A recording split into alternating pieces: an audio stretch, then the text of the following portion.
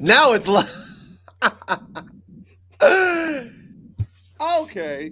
We are back, family, for another episode of the North Carolina Live Podcast. Y'all know who it is. Your best co-host this side of the Mississippi.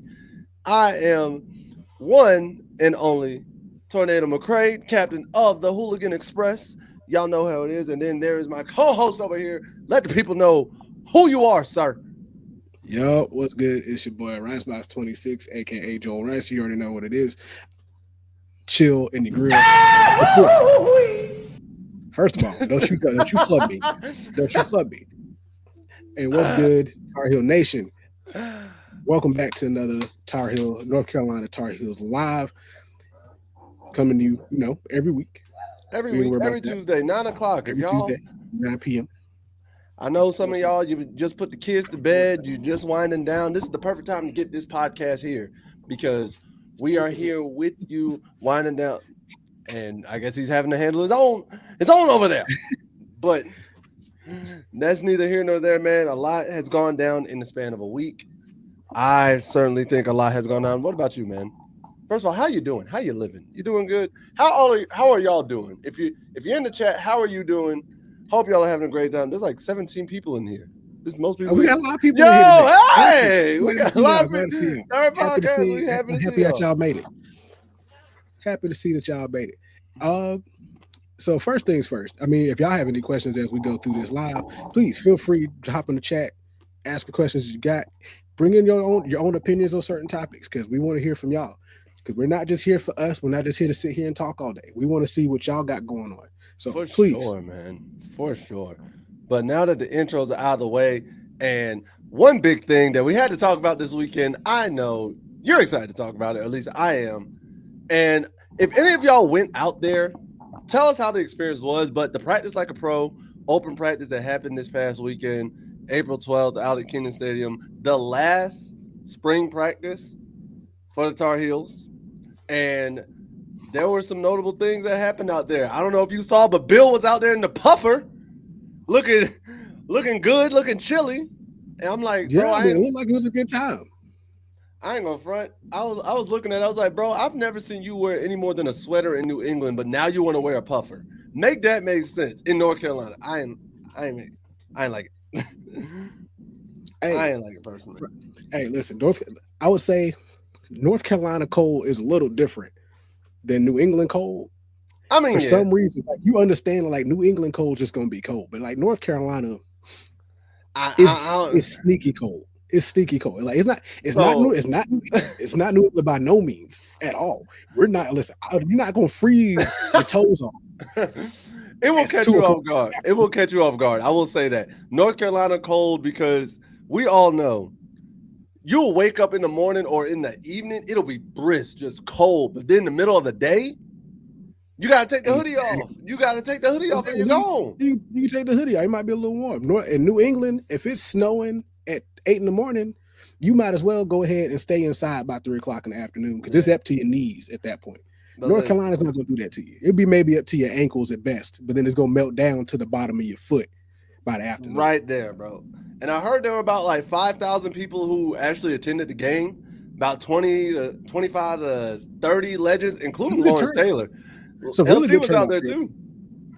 About to say, and even old wifey. Oh, Bill's girl. Hey, Bill's girl. She was stepping on the field. I said, "What you out here in these white boots?" I'll admit, the trench coat was fly. Hey, that trench coat. Hey, that trench coat was fly. I ain't gonna lie. The Tar Heel blue trench coat was kind of fly. I ain't gonna lie.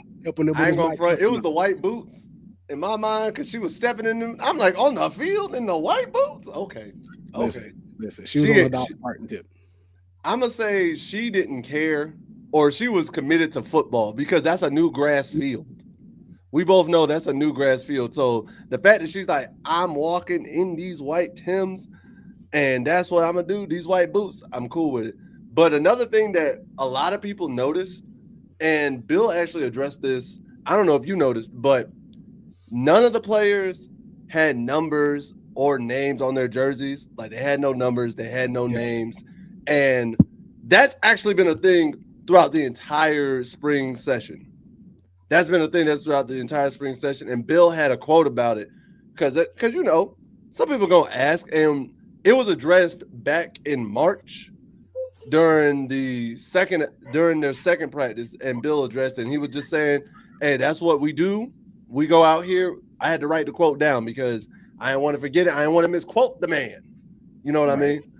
So he's like, "That's what we do. We go out here and we earn it. The numbers and what color gloves we wear and all that's not as important as doing your job and being responsible and accountable to your teammates and being a good teammate." And I do like I honestly love that kind of system because LSU does it a lot. Because we know how everybody says if you got a single digit number, you've earned the single digit numbers. You don't get single digits just because you go, oh, I want number 2. You don't get number 2 because you just wanted it. You get number 2 because you earned that. And I agree with that kind of system because it forces you to have to put in the effort off TV. Off the main, like when the stadium's packed full of people, that's one thing. Sure, you're gonna get hype on your own when it comes down to all them people hyping you up. But when it comes down to when you're on the practice field, when it's just you and your teammates, what are you doing in that situation? For sure. And that forces you to have to be like that. And I love that. I really do. I love that kind of situation because when you got nameless versus nameless, who's going to be the better one?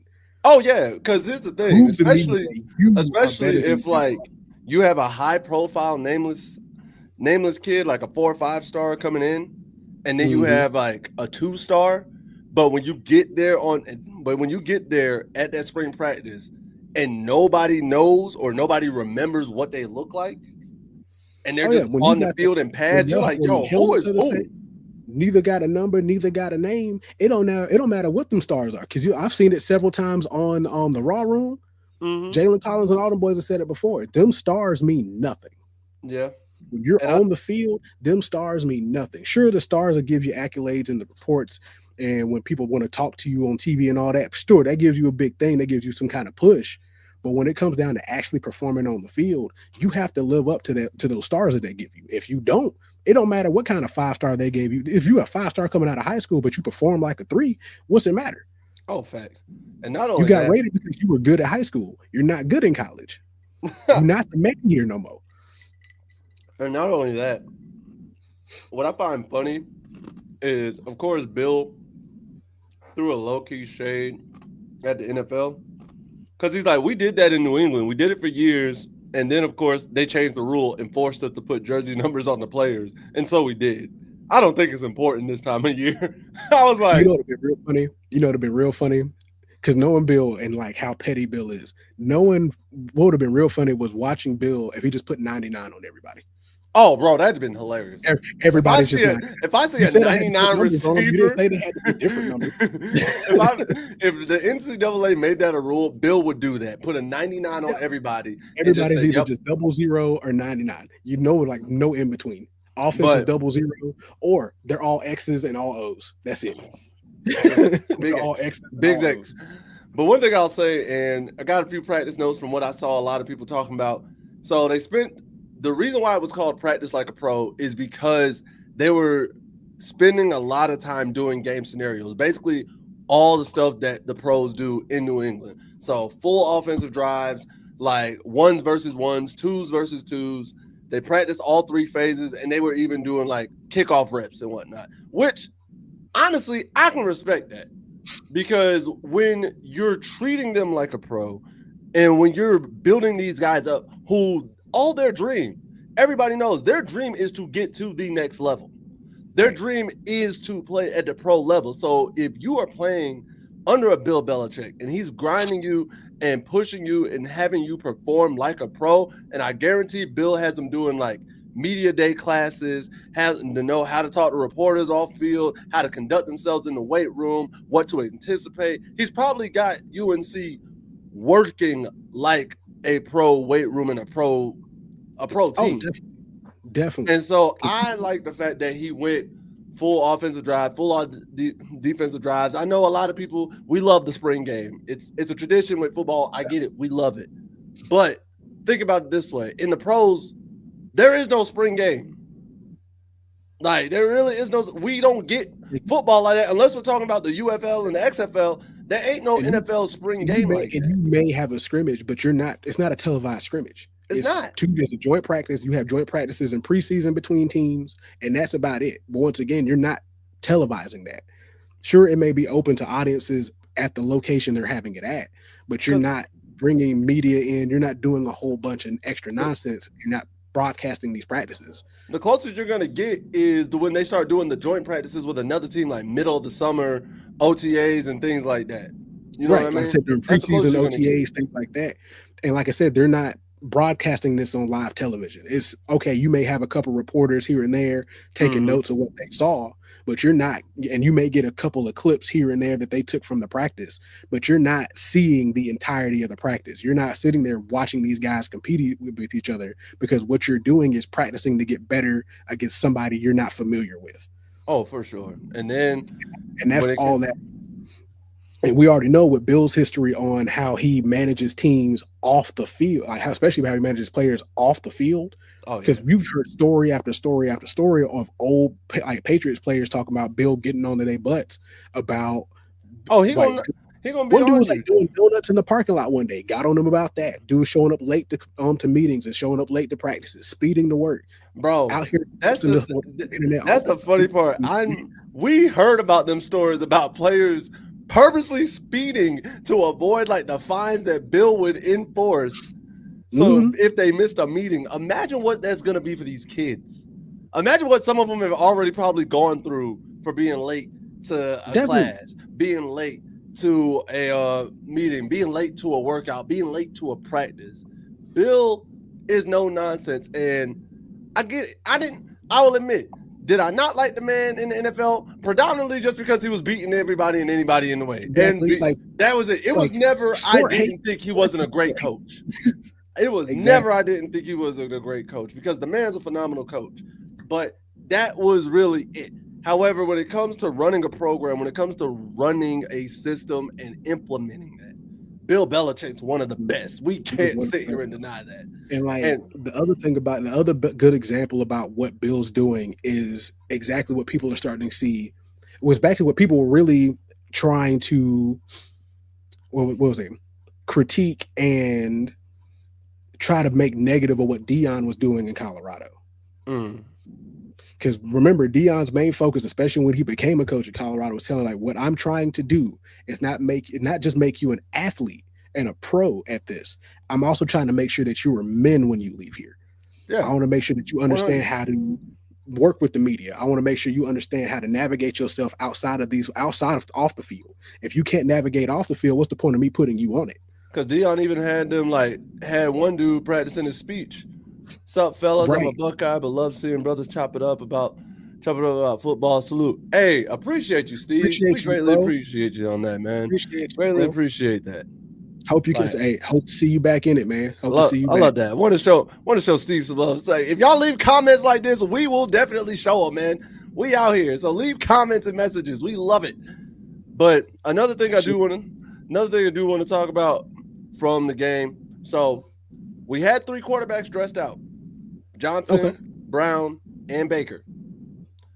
Okay. Johnson did not play as he is still rehabbing from. Whoa! Breaking news. Edge rusher Bo Atkinson is entering the transfer. Yo! Okay. Wait a minute. I'm not ready. You need to get like a red alert. I'm not ready. What? Atkinson. Okay. So now it makes you wonder.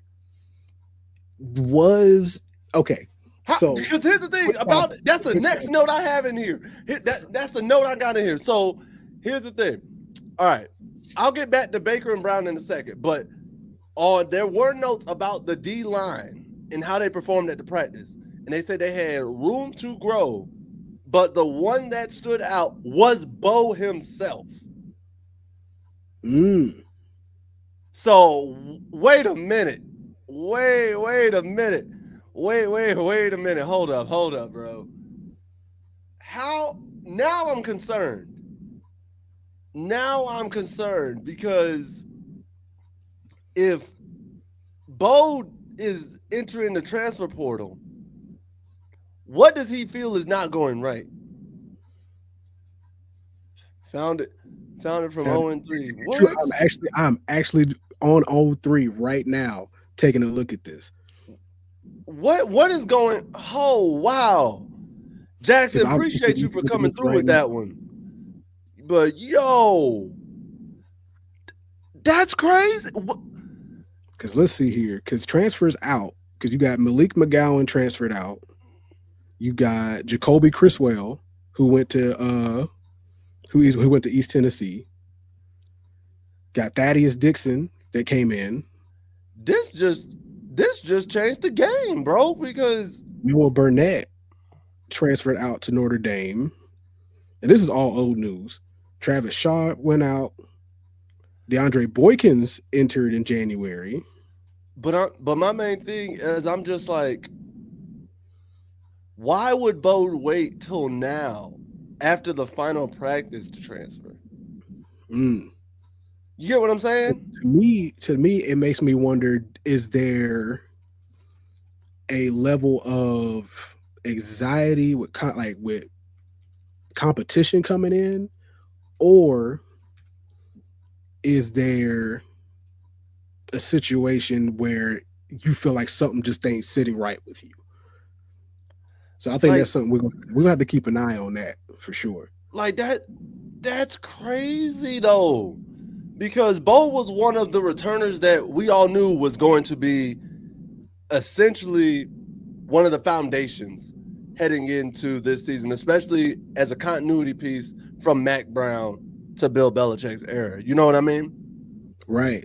And with everything that's coming in, it's like, why are we waiting to transfer now? Why would you wait when you've had January, February, March, and now the start of April? You could have done this way beforehand, or even declared you were going to transfer, but you wait till after the spring game.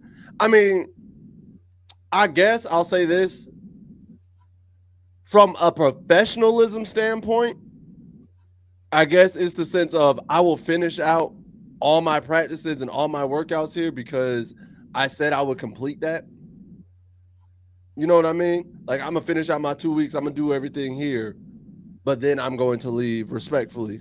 I don't want to cause a distraction in the middle of everything that's going on. So if he was transferring, he may have decided to go that route, and Bill talked him into just being professional and doing it in a professional manner. That's my thought process. What you thinking?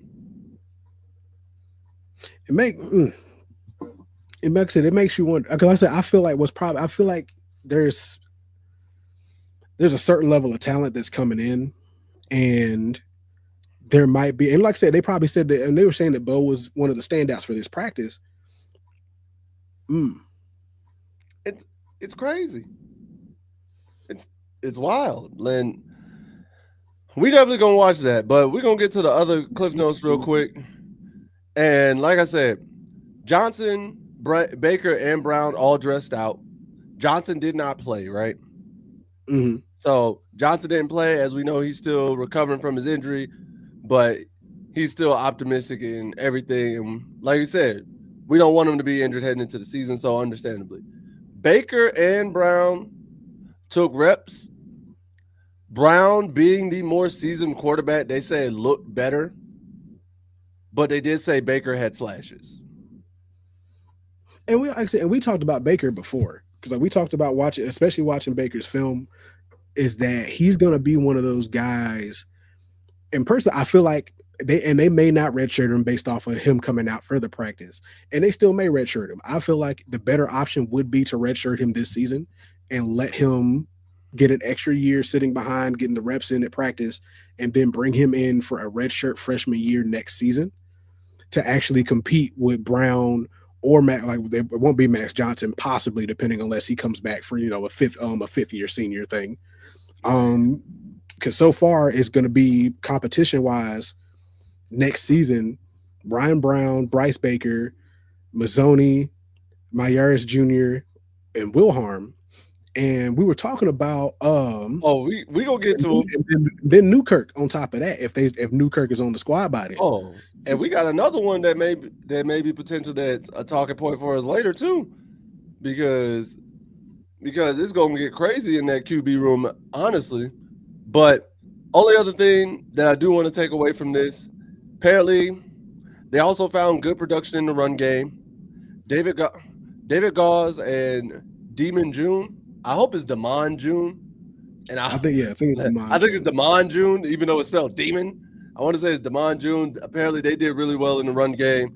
And Bill did say in March, in an interview in March, when they were asking about the system he's trying to establish a pro system and a pro style on both sides of the ball. Now, spread pro, old school pro, I do not know. And like we said, I wasn't at the practice. If y'all were at the practice, let me know what y'all saw. Please put it in the comments. Please put it in everything below.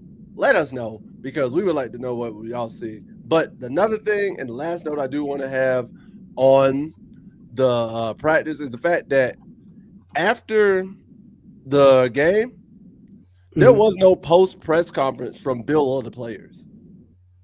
Like they are keeping everything real close to the chest right now.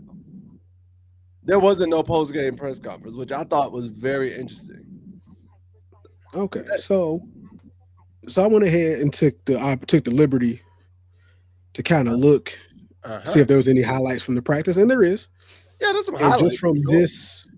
Yeah, just from this quick little moment that I'm looking at, this looks like a standard pro style offense, like an old school pro. This is like a lot of under. This is like a lot of under center. Big concept. Well, like 32 personnel type deal. Mm-hmm. Yeah, there's from the looks of this. It's gonna look. Yeah, it's a lot of under center. It's gonna be a lot of hard nose in this.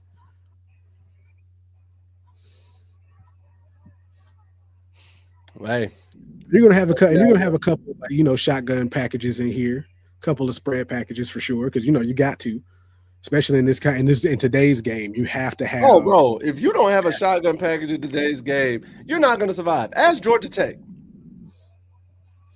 And Terry, he may just be talking about pro style offense, as in like pro style comparative, like to the actual professional NFL kind of style offense. I think what he means by that is he's not gonna be as RPO heavy as a lot of colleges are now. And I think so too. And honestly, I think there should be. I think after a while, there's going to be more of a shift towards more of a pro style offense anyway. Especially now that running backs are starting to make a bigger comeback. It's going to shift like it always does, because it's going to go. Yeah, everything's going to shift every couple of years. It's going to go back to the old school's pro style under center, and then probably in the next 2 generations, 25 years after that, it's going to go back to the spread, and it's going to go back to the RPO, and it's going back to everything. But with the transfer, and you mentioned it, the fear of new talent coming in, right? Mm-hmm. We got to talk about more commits coming to Chapel Hill, baby. We got more. We got 2 more. Yeah. So let me. Oh, and there was a visit this week too. There was a visit from a 4-star linebacker. I think it was Trayvon White. Mm-hmm. He had a visit recently, and then one of the more recent commits is from 4-star running back Jalen McGill from out of Spartanburg, South Carolina, 5'10", 200-pound running back. And he actually comes in so far as the second highest rated player, or second highest ranked player behind Trayshawn Ruffin. Dude was number 18 quarterback in the running back in the nation, number 6 player in South Carolina, and nationally number 255, top 300 player nationally. Bro, I got his numbers. I got his numbers from his 3 years in high school. Listen to this. You ready? You ready for this? Go ahead. All right. Freshman year at Broome High School. Freshman year. 1,036 yards, 23 touchdowns on 142 touches. Oof. Sophomore year at Broome. 1,602 yards, 24 touchdowns on 177 rush attempts. Then transfers to Mountain View Prep, where he's at now in Spartanburg. And last year he ran for 17. Hold on. Go back to that sophomore year. Get me the sophomore number because he averaged 10 yards. He averaged 10 yards a carry freshman year. Go ahead. Sophomore 1602, 24 yards on 177 rush attempts. Averaging 9 yards a carry there. All right. Yes. And then this past year as a junior at Mountain View Prep, 1,721 yards, 25 TDs, 181 rushes. 9.5 yards there. Bro. He was a walking first down. Walking first down, bro. I'm sorry, bro. I'm getting 10 a pop like that. That's wild, bro. I said, you put up 1,000 your freshman year off rip. You said he had 23 touchdowns. 23 freshman year, bro. Almost every. I'm saying. I'm sorry. You know what? That didn't deserve that. That deserved this.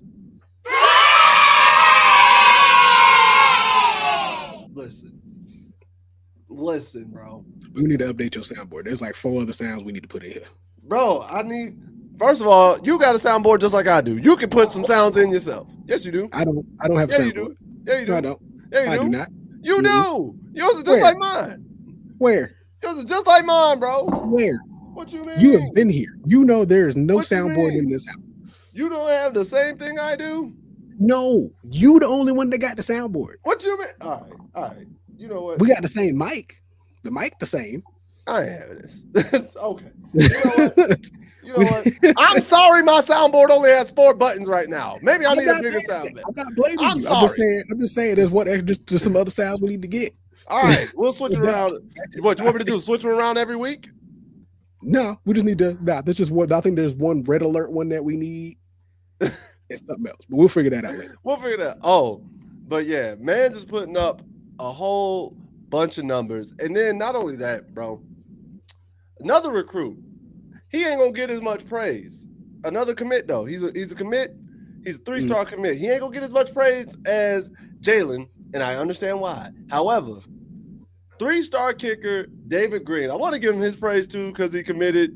Kickers don't get enough love on here. We are quick to hate kickers. As football fans, we are quick to hate kickers because let's be real. We're like, you have one job, and when they don't do that job, kickers are one of 2 things. Kickers are either irrelevant or the most hated person on the field. Because it's either like you're gonna be loved every 7-8 games. You're gonna be loved. One time you're gonna be loved for about 2 games.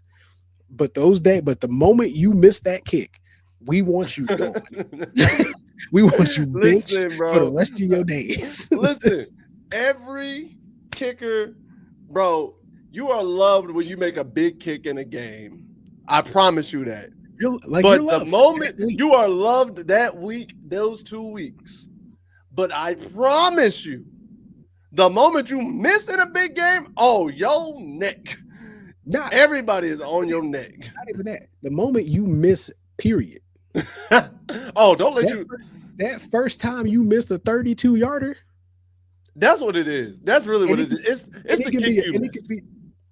It can be an irrelevant game to the season. The moment you miss that 32, 43-yarder, we're looking at you like, and you kick. This is all you do all day. How did you miss? And truth be told, it's the kicks that you miss. Like you said, if a 32-yarder, we on you.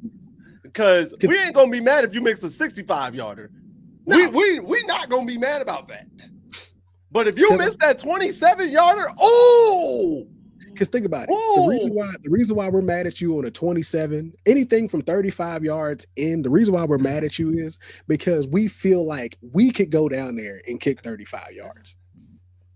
Honestly, a regular dude off the street can come down there and kick a 35. It ain't gonna look as we gonna make it every time? Probably not. But guess what? It's not our job to kick field goals. It's not my job to kick field goals. It's your job to kick field goals. But if I could come down here and make a 35-yarder, damn it, I better not ever see you miss 35 in ever in your life.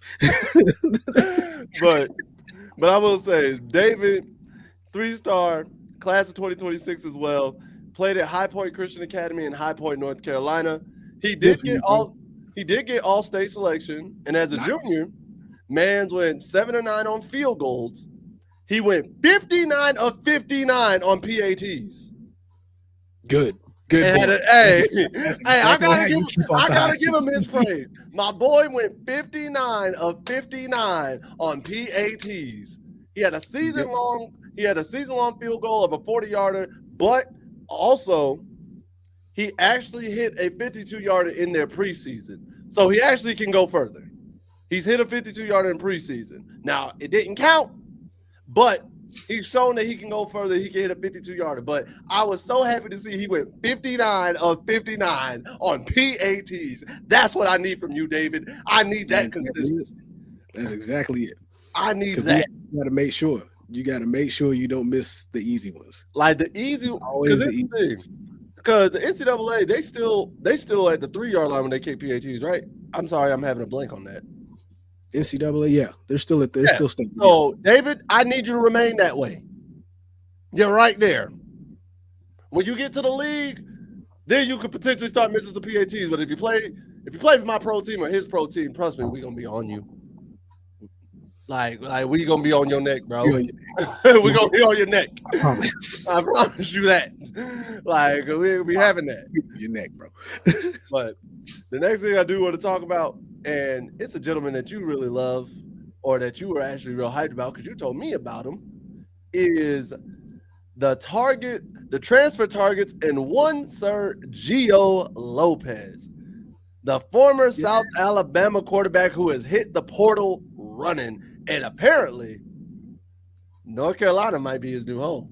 Yeah, they're saying that because the funny thing about that is, so the rumor with Gio Lopez was like everybody had this talk that it was going to be Nico Maliapa, right?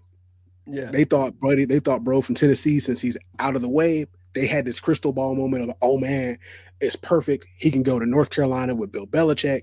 It is going to be match made in heaven. Well, North Carolina is like, yeah, no, we're not doing this. We're not at all. We got other targets. And basically, it's Bill being Bill. I'm going for what everybody would think would be a third to 7th round pick of a quarterback. I'm going to make him good. So now you're looking at South Alabama's Gio Lopez, who I think might actually be a pretty solid fit, to be honest.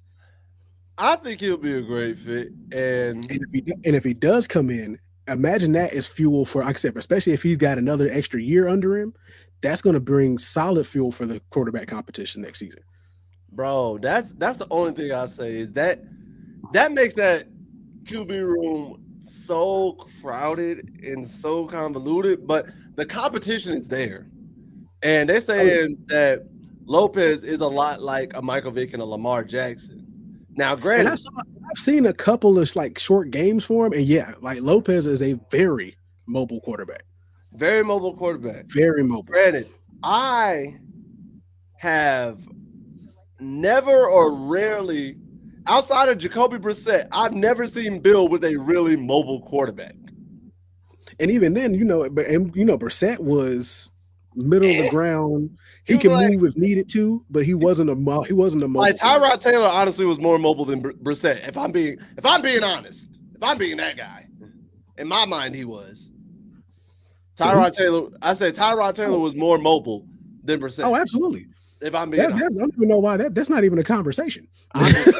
Like, to me, Brissett was like, so you remember how when we came up, it was Vic was the real mobile one, and McNabb was like the less mobile but the more pocket passer. Yeah. Brissett is like 2 steps down or a step and a half down from McNabb in terms of mobility. In terms of being a mobile quarterback in the pocket. Yeah, like I said, because he can move if you need him to move, but he's more of a pocket passer than anything else. He'll work well for like a rollout, something like that. That's cool. But most of his whole thing is gonna be, I'm gonna be in this pocket, I'm gonna read this run, and I'm gonna go. That's it. I'm not about to be out here and plays on a regular basis. You're gonna see me do this one time, and that's it. One time, and going and speaking on Gio, right? Yeah. To be honest, if you look at his stats from the last 2 seasons, because he's only played 2 seasons at South Alabama. I looked at it just last year alone, and I'm just last year alone, 2,500 yards, 2,600 yards, 18 and 5 with a 72.3 QBR, which is great, really.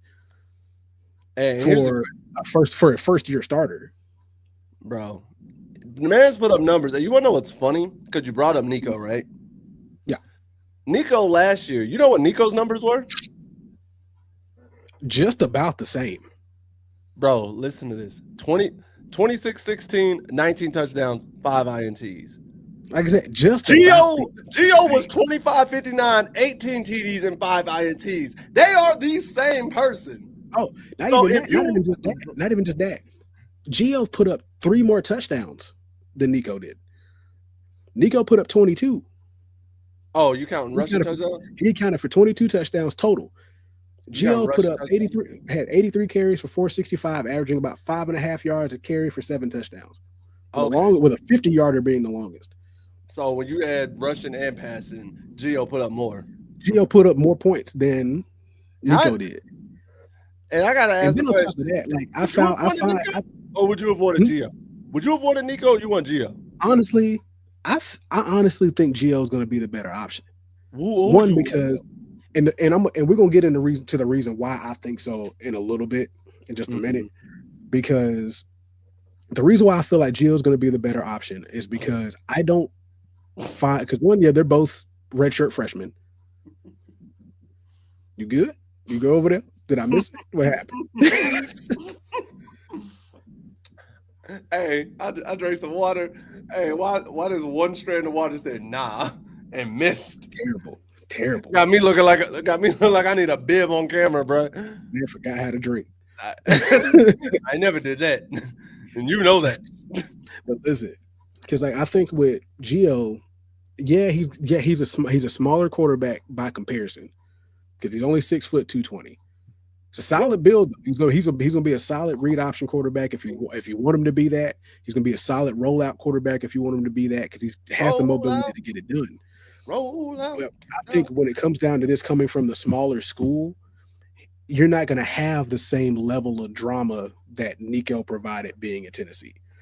No, which leads me to my next point on all this, is with the situation of the question that's been on the table is, do you think the situation with Nico Imaliava and Tennessee is going to be a tipping point when it comes down to this whole NIL transfer portal stuff? Because I think at the end of the day, you asked me how I think that's going to go. Is that do you think this is a controversial turning point when it comes down to the situation with the transfer portal and the situation with these players and these NIL deals? I can see the NCAA trying to use this as a reason to start to limit the NIL deals and the transfer portal, trying to go back to the old ways. Mm-hmm. But I also see how the players can utilize it as like, no, this is why we need it, because we got to hold these schools accountable. And so I'm going to say this, and this is, I know we the Tar Heels, but it's a transfer portal, and listen, we deal with a transfer. We got transfers coming in and out, so we have to address it. I think with Nico's situation, if Tennessee had told him they were going to do it, and like there's a contract that said that they were going to pay him that, and they didn't, Tennessee's in the wrong. If Nico is just wanting more money after one good season, but Tennessee's like, nah, we need you to prove more before we do that, Nico's in the wrong. Because, yeah, one good year, we've all seen it in the league, you can have one great year. But if you have 3 bad years after that, you're not going to get paid. You're not going to get paid. It just is what it is. Like, yes, you had it. Right now, Nico, you had a great year. And if you have a way better year, like let's say he went 2,600 yards, 19 TDs, 5 interceptions.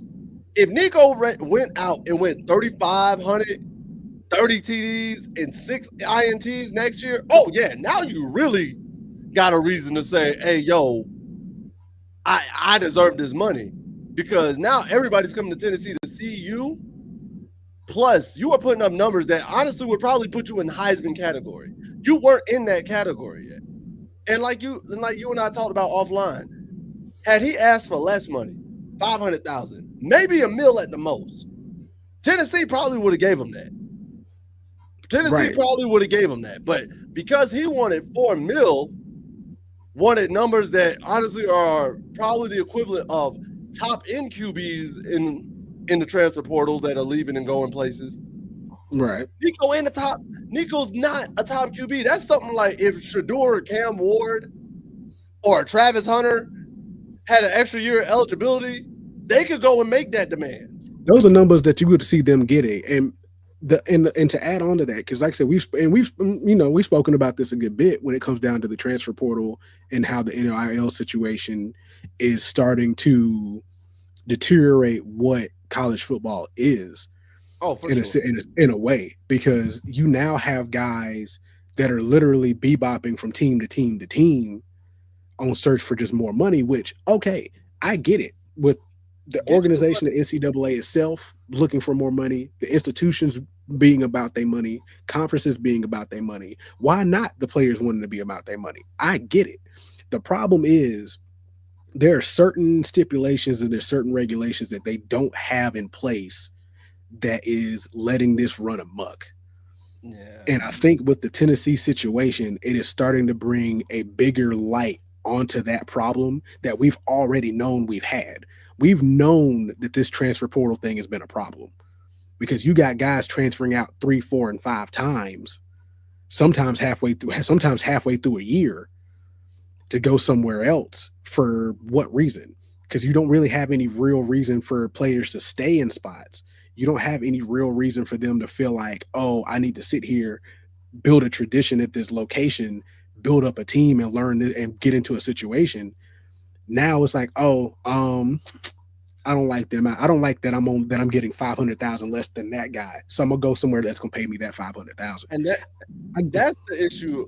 That's the issue I have. And you and I both understand this aspect that when you have individuals, young men, especially who come from lower income neighborhoods, whether you live in a trailer park or in the hood, the ghetto, like you live, like no matter where you live, or in a cramped house with a bunch of your family members, when you're living in those situations, money becomes like the immediate answer, right? And whoever can give you the most money is like basically has your attention and they can pull you away from it.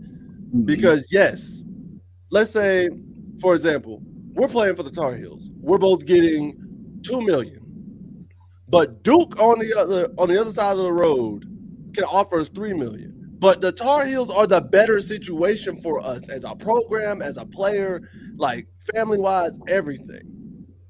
If you're not cognizant enough to know that money doesn't automatically make it a better situation, then at that point, you're just jumping around and you might end up in a worse situation. You end up going to this school thinking, oh yeah, I'm getting paid. Come to find out, they ain't gonna pay you. They ain't gonna do it. Or not only that, you have an expectation. It's like, okay, we'll pay you this money, but here's the numbers you got to put up. And you realize the numbers you got to put up are numbers that aren't going to happen because, one, you're at a running offense of a school and you're a wide receiver, and they want you to put up 3,000 yards receiving. So they said, by your junior year, we want you to have a career total of 4,000 yards. But I said I can't put up those numbers because we have a read option running. We have a read option. And then when you try to go back to we have a pro offense that doesn't throw that often. And then when you try to go back to your old school, they done moved on to the next Joe Schmo who took less money than you, but is balling out and has now got NFL scouts. They don't want you yet. And I think the other problem is this. When you don't have, because somebody's even said it, I think somebody else said it.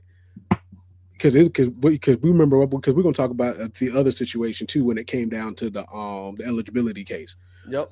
With guys that are wanting these numbers and their agents and representatives, coaches have been upset about the situation because you have players with agent representation It's making it harder for them to recruit. It's making them harder for them to coach. It's making them harder to to build a team because you have guys that are just up and leaving every season. So you're having, because even Mac, because in an interview with Mac Brown, he said the same thing. He can't coach and recruit the same way due to the NIL stuff. And I get it's hard.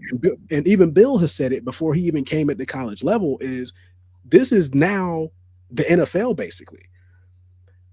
Bill knows how to navigate the NFL. So when it came down to the Nico thing, yeah, Bill may have had the money to bring Nico in, but when he sees how he's conducted himself coming up to this point, missing practices, not coming to meetings, not communicating with your team, not communicating with your staff, he's not going to deal with you. Absolutely. He's going to cut the tie. He's not going to put in the effort because it's not worth all that. No NFL team would deal with you. No NFL team is going to deal with you.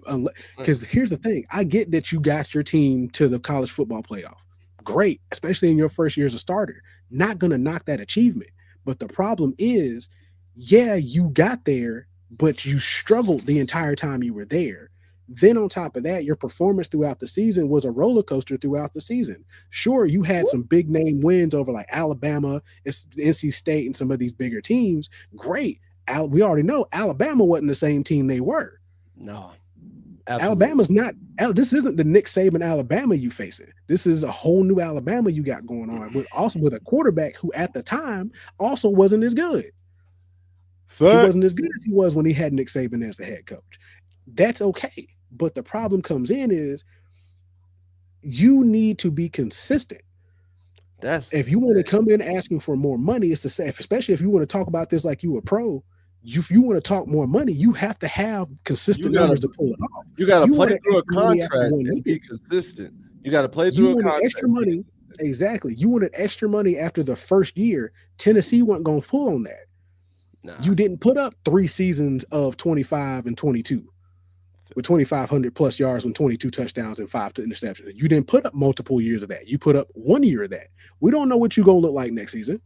Then on top of that, you had the added benefit of having one of the best run games in the SEC. Let's just go ahead and mark that. You had one of the best running backs in the SEC to begin with. Let's just go ahead and say that and say what it is. Nothing against Nico for his performance, because even on the ground, he was a threat on the ground himself.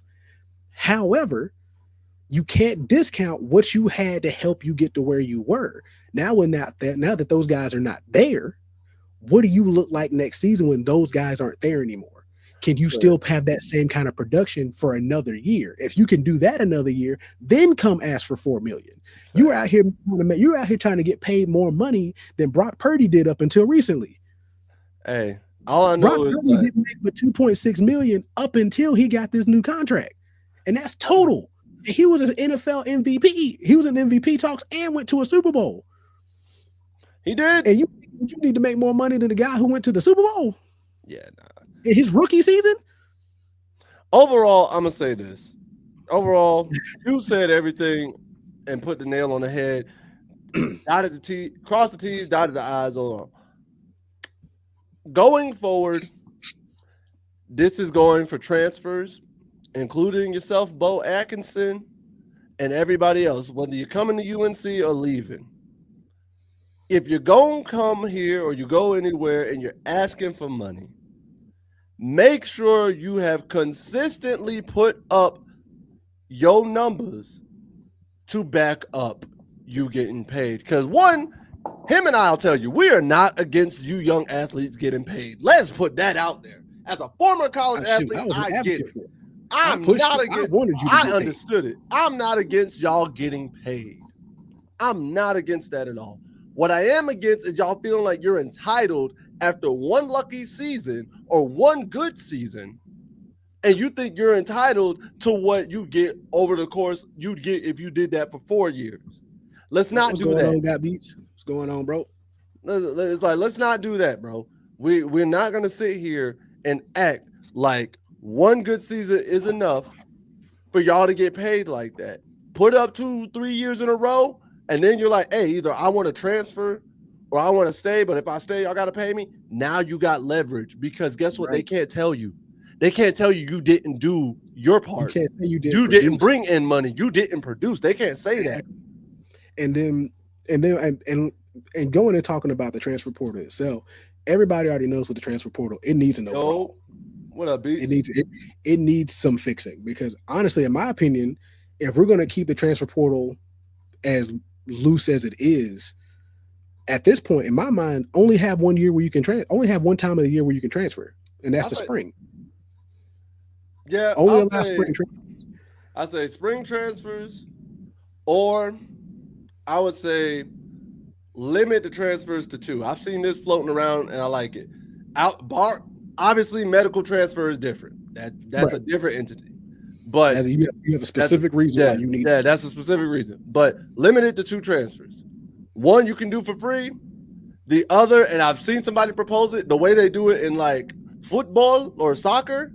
Mm-hmm. The second time you transfer, the school has to pay a fee. Like it has to pay a transfer fee. So basically, if, for example, for Gio Lopez, him leaving South Alabama to go to UNC, UNC would have to pay whatever that fee is, or his NIL or whatever, would have to pay that to South Alabama. Because South Alabama has developed this guy that UNC is about to utilize. And my other thing I always want to, because me and you talked about that too. What I want to see brought back is the transfer redshirt year. I'm not a fan of it. We disagree on that, but I get why. And I'm only basing it if we're going to keep the rule of limiting it to 2, you get redshirted that second year. Okay, if we're gonna do that, the school pays a fine, and you have to redshirt the second time you transfer. You don't have it. All right, I get that. Like I said, and at first I was like, okay, no, it's for that first year, and I'm like, no, I can get going the first time you get your freebie. You go in, you get to play, you get to go. But if you hop again, you have to sit out. You have to sit down. So I know. Speaking of things that's shocking. And I don't know if you know this. I don't know if you've seen it. You know UNC got a movie? No, I didn't know. They got like a mini. All right. I was looking through the notes. I'm like, you can see movie. Yeah. All right. So I will say this. What, like I put in the notes, it's called Southern Part of Heaven. And to be honest, it's nothing more. It's a mini movie. Y'all hitting that like button? Hey, SP, tell them to hit the like button, man. Tell them to hit the like button. Put it up there. Let them know. But UNC, it's everything. It's Southern Part of Heaven, and it's a glorified hype video, but it's a mini movie that UNC put out. I watched it. It's 9 minutes and 40 some odd seconds. It's not a long movie. But I will say, it was well done. The UNC team, the media team, whoever put that together, I gotta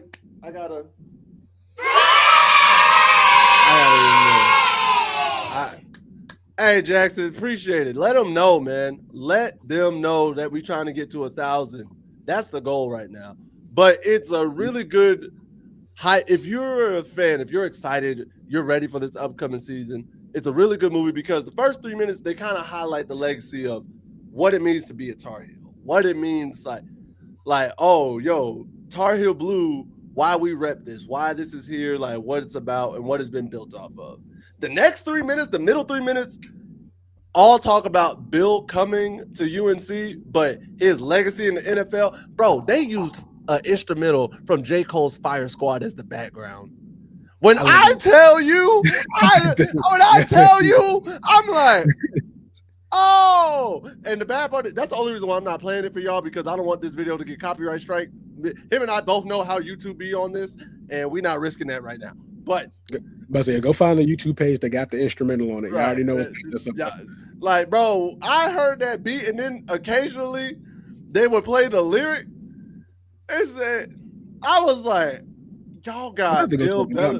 Bro, I'll send you the link afterwards. It had me sitting there like, ain't no way y'all did this, and this is fire, and I'm over here like just ready.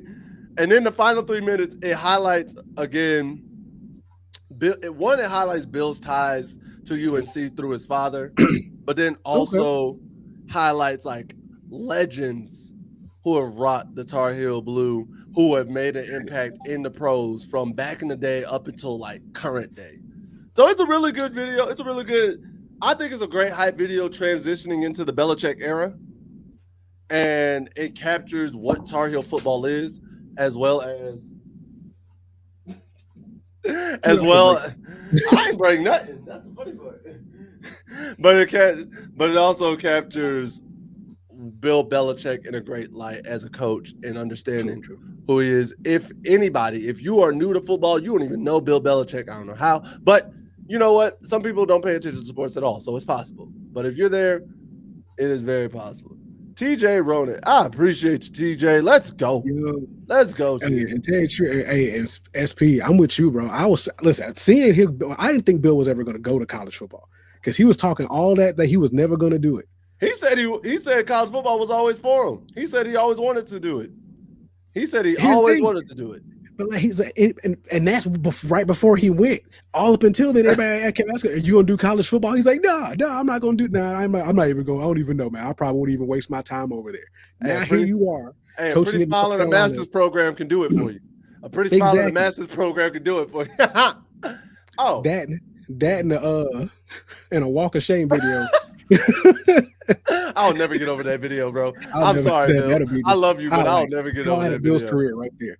I will never. But then, Fact Jack, 139 days to Belichick era in Chapel Hill. Bro, this area is gonna be Will. And what's the schedule look like? We actually did the schedule. We had it last week. We just had it last week. I just had it. Hold up. Give me like 5 seconds. I can pull it up. We got you. We got you, bro. We got you. Yeah, because we were just talking about it last week. Because you already know Clemson gonna be on there. I don't think I got it. Was on there. So I got it. Hold on. Let me share this screen. I would love to see that matchup though. If we don't get it this season, I hope we do that. I hope we get it next season. Let me see. Watch them two talk smack to each other would be great. And it would be even greater to see a Norfolk State warm-up game too. Yeah. So here's the schedule. Here's what we're looking like. We got, and I'm gonna try and see. There we go. Zoom in over here. All right. So the schedule, if y'all can see, they go to TCU, or they got TCU at home, go to Charlotte, Richmond at home, at UCF, versus Clemson, at Cal, versus Virginia, at Syracuse, versus Stanford, at Wake Forest, versus Duke, at NC State. That's the schedule from this upcoming season. I know it looks small. Syracuse is going to be tough. I said that. Did I not say that? Syracuse on Halloween night. Last week too. We said the exact same thing last week. Because Syracuse is going to be that sneak. Because everybody looks at Syracuse, especially in the last couple of seasons, thinks they're not going to do nothing. Syracuse has come up. But I promise you, anytime, it doesn't matter who they play. If Syracuse is playing on Halloween weekend, Syracuse always has some wildness happen in their favor. I don't care who you are, bro. And I'm afraid for that game.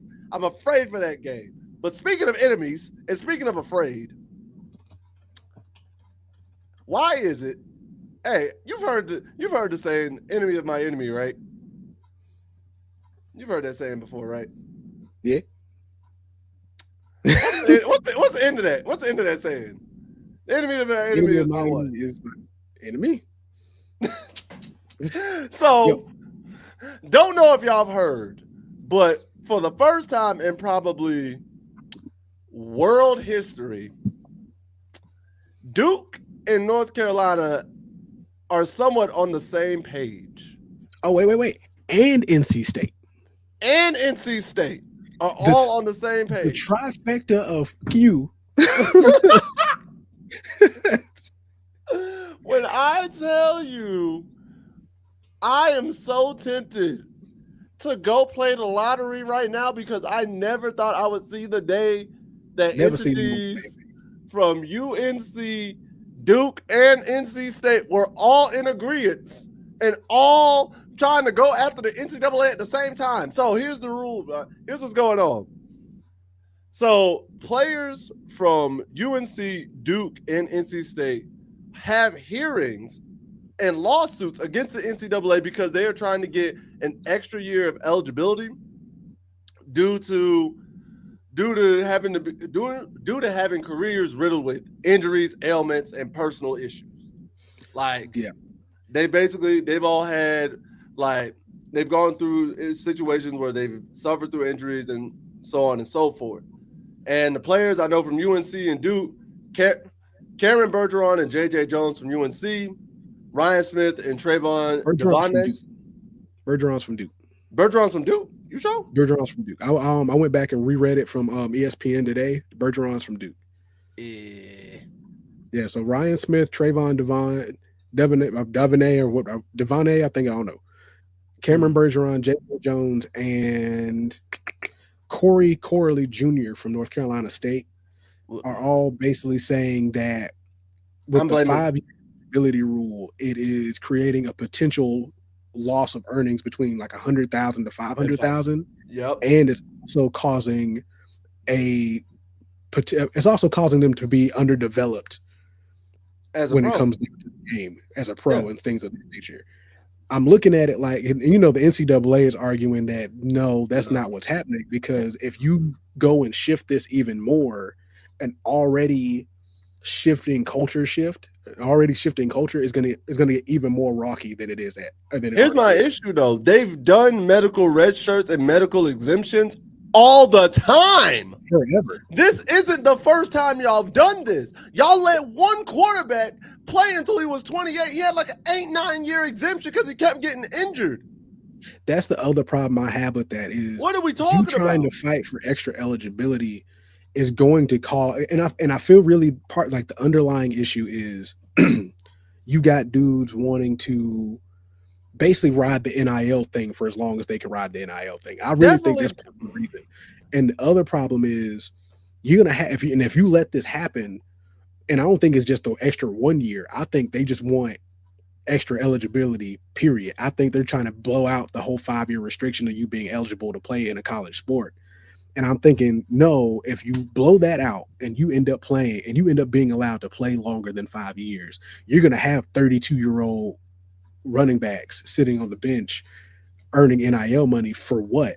Then on top of that, you're removing the development for guys who are coming behind you. If you can't develop in 5 years and you feel like you can't develop into a pro in 5 years in college, you're not going to develop as a pro in the pro leagues.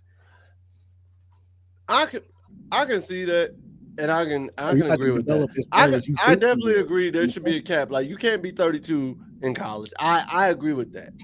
My thing is this. Who was it? Chris Wooten? Yeah, Chris Wheaton. Brandon Wheaton. It was Wheaton. Brandon Wheaton was 28 when he got drafted to Cleveland, because he was playing at Oklahoma State up until he was 28. I will never forget that. Because at the time he was the oldest drafted player in NFL history at that point, if I remember correct.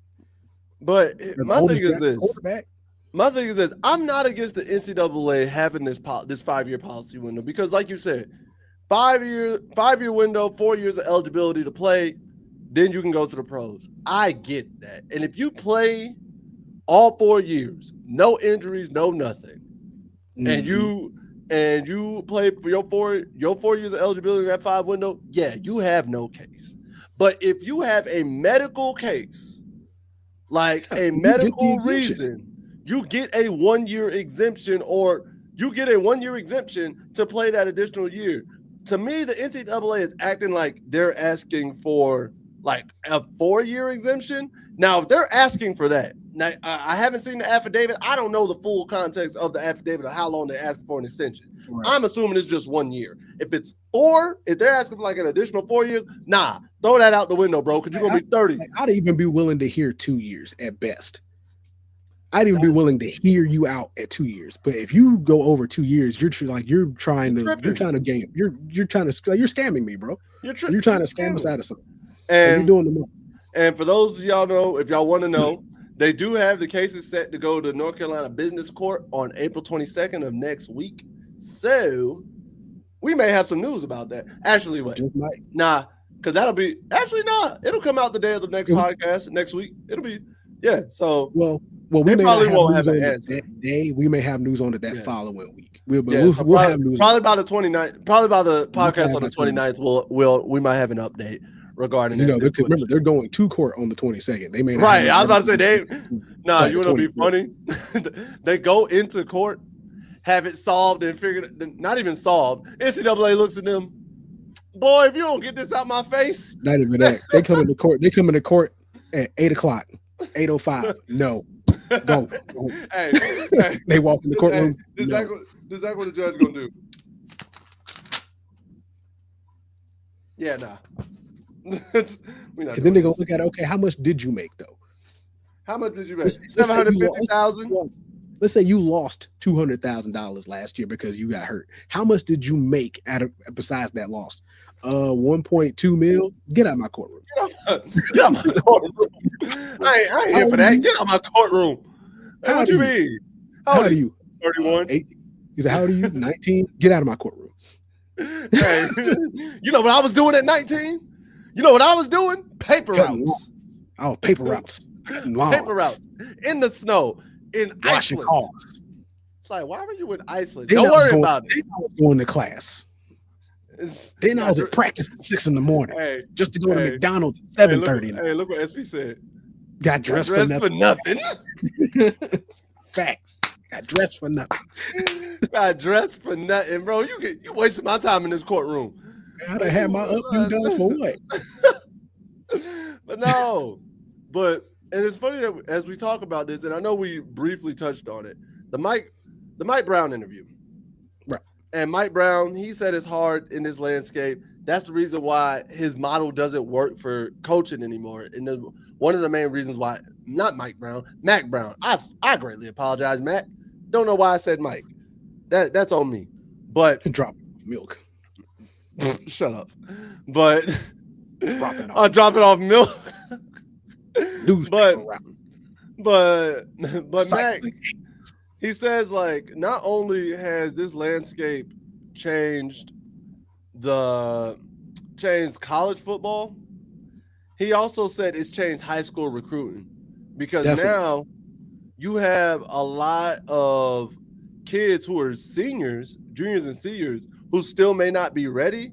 Coaches are not looking at them. Coaches aren't giving them offers. If you're not ready by your sophomore year, so you can hit the ground running, because these coaches in college are getting paid a lot. And because of that, fans and administrations are impatient. Oh, they're because of that. And they want performance right now. So coaches are now looking at those freshmen and them sophomores, hence why, like, we're looking at class of 2026 and Bill's already getting class of 2027 people, because he knows he needs to have them ready to hit the ground running once they step on campus. It ain't like the old days where they could take all 4 years of college to develop. People ain't trying to see that. 2 and 3 and 4 years, almost 2 and 3 there, like come in their senior year, blow up their senior year, and then end up going and being top draft picks. It's not happening anymore. You know what I was doing? Lottery numbers. Hey. Give me a pick six. Give me a pick. Hey. Let me get the 2 quick picks and don't know that's you. There you. Hey. Boy, look at you, boy, looking like 1967. But yeah, no, like you're not getting that anymore. You're getting guys now that you even getting high schoolers now that as soon as they get out of high school are signing NIL contracts for millions. Bro. All because and once again coming back to the whole, your stars really don't mean anything, but because they're 4-star, 5-star recruits, they're getting these they're getting their several $1 million deals because they're expected to put up before they even get to the practice field, before they even see the facilities for like real good. You got guys who are getting this money who are expected to immediately perform. And as soon as you don't, like I said, you're getting treated like the NFL. As soon as you don't, you're out the door. Nobody's worried about you. Not at all. Because at the end of the day, like, what did you do for me? It's crazy to think. And I gotta ask, do you think? Well, one, I think we both agree that Mac is right in the way the landscape is now. Definitely. Do you think the landscape will go back to the old ways, or is there a better way to regulate it? I think, and tell you the truth, this leads back into the conversation with the Nico and Maliaba and the Tennessee thing. I think I think that's going to be a good starting point to them finally getting to the point where we need to start regulating this better. We need to have some kind of committee. We need to start setting strict rules, following those rules, and making sure that, one, the players still deserve to get paid, but how are we going to pay them? Because the NIL deal thing ran rampant and it was a problem. We can still do NIL, but how are we going to pay this NIL out to them that keeps them here? True. Or how are we going to keep that payout to them that's going to keep them at least 1 or 2 years at a location, or keep them from transferring every 4 months? And they also got to start setting some better, stricter rules when it comes down to the transfer portal, because that also hasn't helped with the NIL thing. Because they got a tampering window they haven't been following like they should. They got often kind of like they ain't never been following the tampering window ever. Like I said, they need to get it figured out, because, like I said, at the end of the day, because think about it. Remember, I told you, Lanning from Oregon. Oh, Lanning. Lanning did all of this. He was out looking for deals. Lanning aired all this out, bro. Lanning, and I'm not even mad at it, because it's like that's a big deal. You got your star quarterback is out asking other locations for money, because you're not about to give it to him. And honestly, I wouldn't have gave it to him either. If you want to step, then step. You've already been out talking to other people. You don't need to be here. Lanning, you weren't focused here. You were focused everywhere else. And if you focused everywhere else now, what you gonna look like when you get the deal? Shout out to us having 100 people in here. I'm with it. Hey. Yeah, 100 people in here. I'm loving it. But what you got, Beats? What you think? What's gonna make them stay for sure? What you got, bro? Tell us what you got that'll make them stay. I'm all ears. Anybody else? Leave a comment. Whether you on X, Twitter. I know I call it Twitter still. First of all, I'm gonna go ahead and say this now. I hope Beats comes back, because I already know this is about to be some wild ass answer. Oh, bro, listen. Excuse my language. If he got time, because knowing him, if he got time, he gonna drop something that's gonna be. It's about to be something to watch. It's gonna be something funny. But we gonna go into another aspect while we wait on his answer, because he gonna come back. Like always, we got to celebrate our boys. And it is Tar Heel birthdays this week and this past week. So, happy birthday. Happy birthday to Miles Gaddy. Today is his birthday, actually. Shout out to you, boy. And then Cruz Law and Liam Boyd, their birthdays are later this week on the 19th of April. And then quarterback Max Johnson, his birthday is on April 20th, this upcoming weekend. Shout out to our Tar Heel birthdays coming up, man. Love to see y'all making another year in a world where life is short. So we got our answer. He said, a baby mama that don't want to move.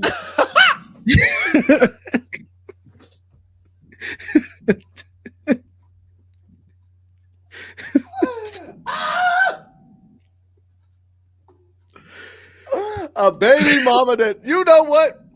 Hey, that's hey, you know what? Let's go into the takeaways. Let's go into the takeaways of the week, man. We get to the Tar Heel takeaway of the week, bro. I can't. You want a sound bite? Do you need it?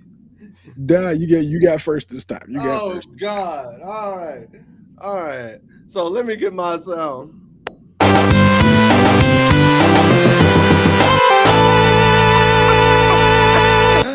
All right, man. Oh, Lord. Well, there goes my alarm. Look at that. Look at God. Won't he do it? I got to read. Whatever. You know what? There it is. Hey, Tar Heel takeaway of the week. Man, go to Barnes & Noble or Ollie's or any other bookstore and go get a book, bro. Get you a cheap book. It ain't got to be fun. Read something this year, bro. It's okay. Make reading cool again. It's okay. I promise you that. You ain't got to read 1,000 books in a year. You ain't got to read 1,000,000. But go get you a book, sit down, read through it. And if you're older than 18, 16 and up, make sure it's like a decent sized book. Don't get you a Dr. Seuss book, bro, because I know how some of y'all operate. I know some of y'all going to be like, hey, yo, Tornado, I got a book. Nah, bro. Go get you a legit book. Read it, even if it takes you the whole year. Read it, man. Expand your mind. Do something like that. It's okay. And if somebody calls you a nerd, guess what? You at least you're smarter than them. You'll know a word they don't. And if anything else, if they really want to try you, you can always throw the book at them. Literally. Go ahead and get you a stack of pamphlets. You'll be all right. No. Read a book. Please. Educate yourselves.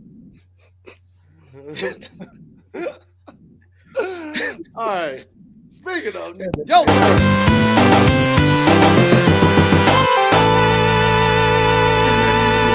slide that out. It don't matter. Anyway, you saw my Tar Heel takeaway of the week. Don't get in baby mama drama. Baby mama drama will keep you in places you don't want to be in, and they'll take you places you don't want to go.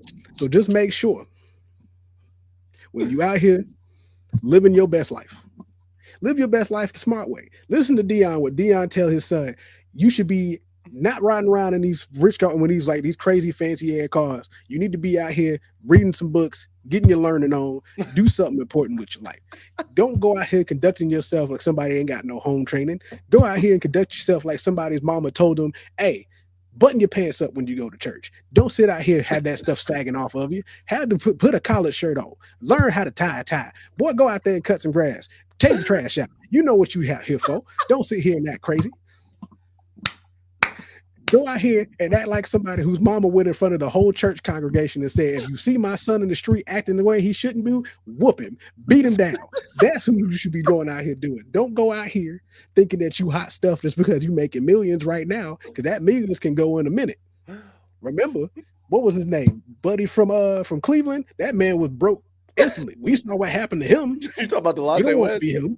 You saw what happened to Delonte West. You don't want to be a Delonte West.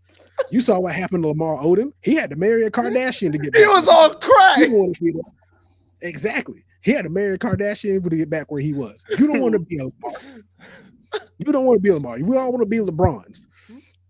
Out here rich and living your best life. That's what you want to be. Married to one woman who will keep you down because if you act wrong, she will beat you in the streets and will not blink an eye. That's what you want. Oh my God. Oh, exactly. Read the book. Man. Good job. See, we already got somebody on the literature tip. Good job. There you go, Beats. Read a book, bro. It take you all year. Listen, it gotta be extra. Get you a visual novel. Get you a comic book if you enjoy reading. Audio book, anything, bro. That's not reading. You're listening. That's the difference. Well, you said read. Pick you up a paperback hardcover. Get you the newspaper. Read it. Actually, yeah, go read some current. You remember the current events back in the day when we had to do those in school? Go do that. Go do those. Go do that. We'll find you a news article. Write down a summary and bring it back to us next week. I want to see what you did with your life. And ladies, this goes for you too. Don't get no deadbeat baby daddy. And you know who has the potential. You know who he is. You know who has the potential to be a deadbeat baby daddy. Don't ignore the red flags, please. Please don't. We know it's exciting. And we know you think you can change him. Boo boo. He not changing. He not. He not. But guys, that is another episode of North Carolina Live here, brought to you by the Voice of College Football. Man, I love this network. We love all of y'all. Thank y'all for tuning in. And he said I wasn't ready for none of that. If y'all want to, y'all know what to do. Join us every Tuesday, 9 p.m. Eastern. This is where we be. Y'all know how to get in touch with us.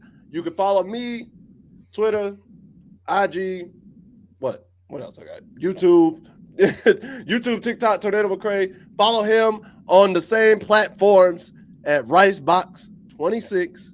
Y'all can Except love on us. X, it's Ricebox_26 on X because I made a whole bunch of profiles. Bro, you got 3 different profiles. I forgot the passwords. God, dog. It ain't my fault. I didn't let me cancel them. I tried. But guys, y'all know what to do. Tune in next week. Leave comments below. Like, share, subscribe. I ain't gonna lie. Share was kicking my butt just now. I had you in a chokehold.